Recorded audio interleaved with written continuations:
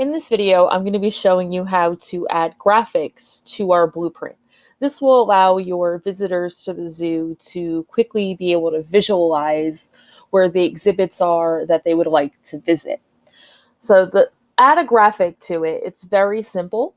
We don't even have to go to Google. Everything is in Google Sheets for us to use.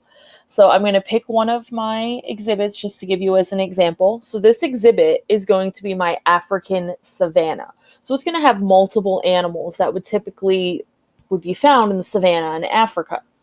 I'm not going to put a bunch of different animals. I'm going to pick one animal that may be found in that exhibit that's going to represent the entire exhibit. In this case, I'm going to pick a giraffe because I have a lot of space and a giraffe tends to be a little tall.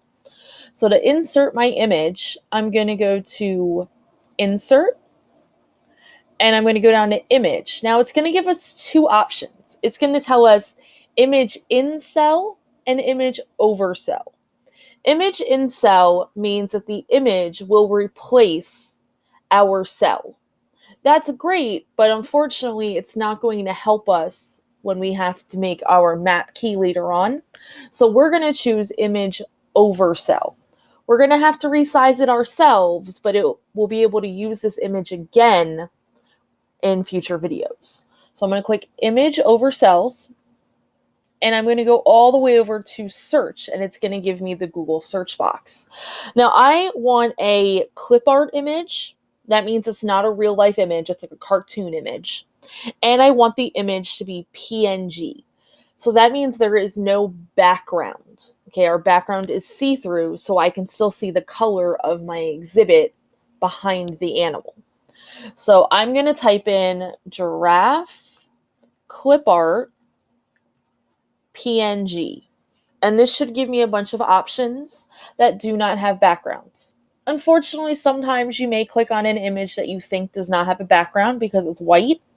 And when you put it in, it actually is a white background. So you'll just have to delete it and find another picture. I'm going to scroll down, find an image of a giraffe that I like. And I'm going to click Select. And you notice right now my giraffe is larger than my exhibit. So I am going to have to resize it manually. When we resize an image, we always want to go from the corners of the image. If we use the top and bottom and left and right, it distorts our image. So we don't want our giraffe to be short and fat or really skinny and super tall. We want it to be proportioned. So in order to do that, I'm going to go from the corners, and I'm just going to keep fixing it until it fits into my box. All parts of your animal or whatever image you're using have to fit inside of your exhibit. You will lose points if any part of your picture is hanging over the exhibit. So if that means you need to find another picture or something, please do that.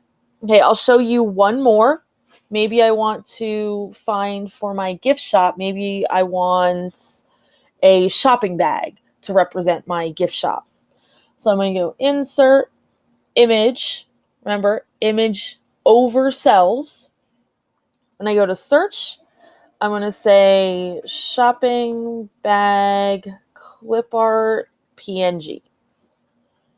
And I can find a bag that I like. Maybe I like this bag. And again, when it comes up on the screen, I do have to resize it because my cell is a lot smaller whenever I start getting to like my bathrooms and things like that. So it's okay if your picture is going to be tiny. Don't worry.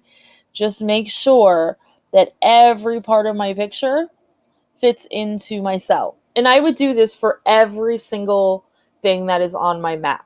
Okay, so here's an example of one that I have that's completed. For your bathrooms or your snack stands, you're more than welcome to use the exact same image. Just resize it the way you want it, copy and paste it. Now in the next video, I'm going to be showing you how to take these images and make your map key.